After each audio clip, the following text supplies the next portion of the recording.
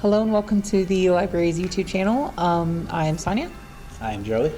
And today we're going to talk about some of our top horror books. So I'm not too versed on this genre, but Joey is. I do know most of them from the movies that I've seen that were based on the books, but the books are always better. So I have a little bit of knowledge. Never judge a book by its movie. Very true.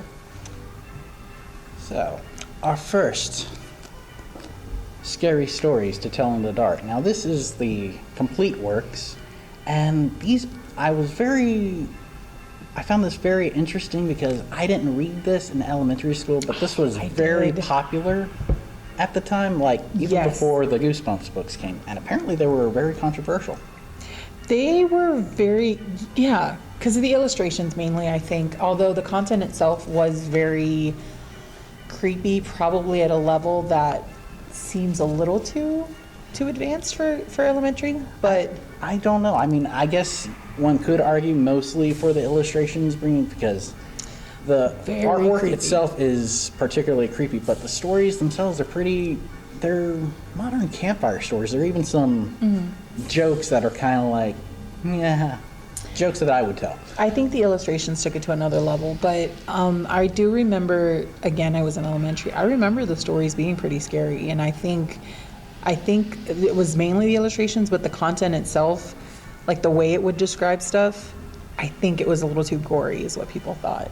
I suppose, I guess it places that in your head, and when they announced that they were making a movie of this, I'm like, really? Have you read the stuff in this? Did you see it? I have not seen it, did you? I've seen it. It was good. Like, it was good. It was good, just not for my age range. So it's absolutely creepy for the kids. Yes. God, the illustrations on that thing. Our next one, you can't think of scary books without thinking Stephen King. Very true. So, It. What hasn't been said about this book? I have not read it.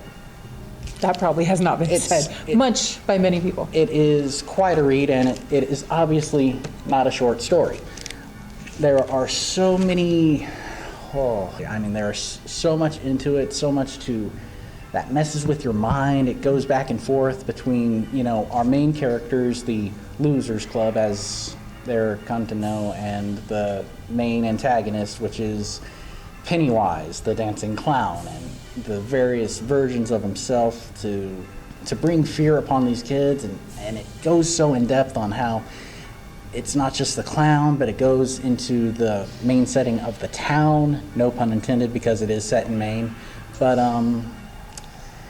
it is so intense. I could see why people were very excited when this became multiple films, and it really is, it's very creepy. I think it is one of the only Stephen King movies based on his books that I haven't seen.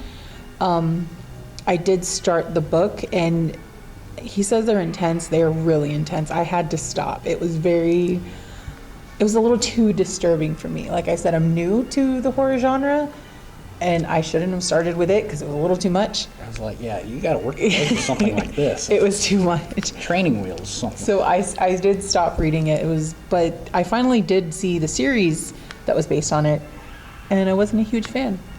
Not gonna lie. Well, maybe were, but it was the 90s when that was made. Yeah. So. But I think the books are always better. So one day I will get back to that, but it was just too much for me. Fantastic. Our next book, Frankenstein by Mary Shelley. I was so late in the game reading this book. I never read it in school when none of my classmates were, but I enjoy it. This is such a classic, written in 1818 by Mary Shelley at 18. Yeah. Funnily enough, it was for a contest, I think. Yep, she was with her husband and a couple other famous authors, and I love this book, I know too much about it. They had their own little campfire version of who could write the scariest story. She wrote Frankenstein, she won, and because of Frankenstein, she's known as she created sci-fi with this book. She's the mother of sci-fi. That's right, it can be considered technically on a science fiction level, and that was even before, there weren't that many female authors at that time. She really kind of broke the mold, as it were. She surpassed her husband and a lot of the other authors with this one. Absolutely, and how it inspired, films and different storytelling from then on, just including science fiction. So a lot of people followed this blueprint, and I love how it, on some chapters, it's like set as a journal, so you really get involved in what the character's thinking and feeling at this time, as any good book should do. So absolutely, definitely want to recommend this one to read. I love that book. Going back to Mr. King, a classic, I think this was his first book, Carrie. Really? Yeah, I didn't know that. I think so. When he was definitely breaking out there, and it, well, to the synopsis of it, it's about a troubled girl in a troubled life who discovers special abilities within herself, and wow, again, an intense read. I want to read that one. I haven't yet, but it's one of my favorite movies. Again, on the books that are movies that are based on his books. I definitely want to read the book one day. I'm a little scared too, though. Stephen King frightens me.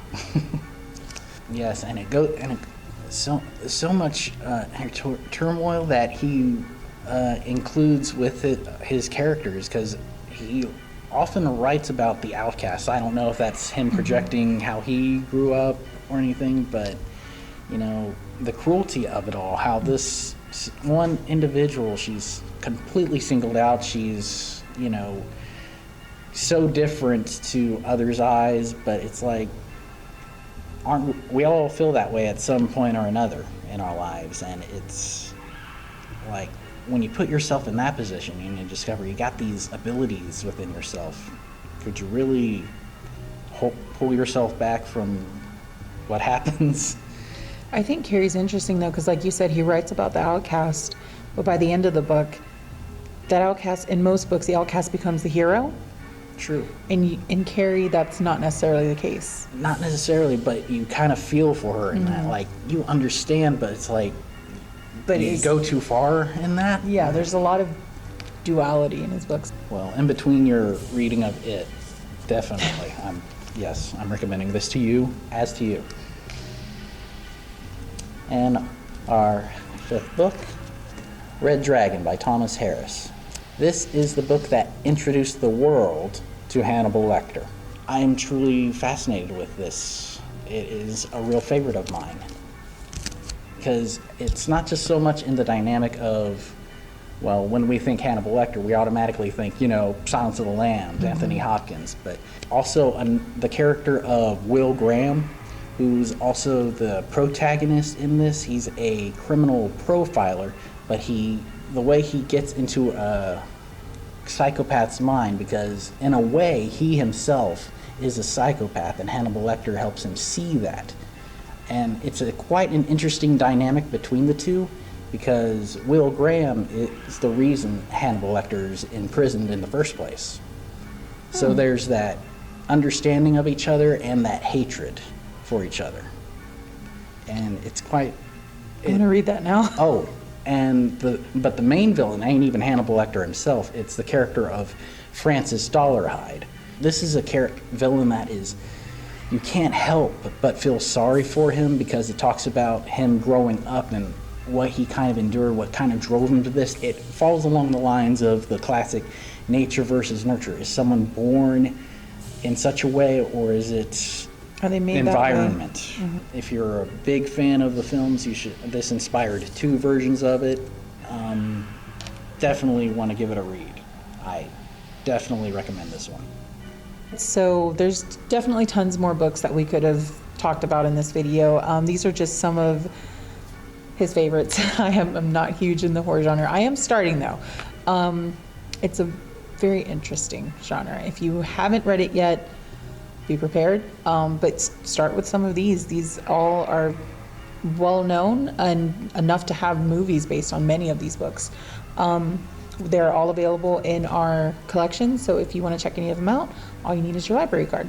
And if you have any recommendations, feel free to share, and be sure to like and subscribe. Bye. Take care.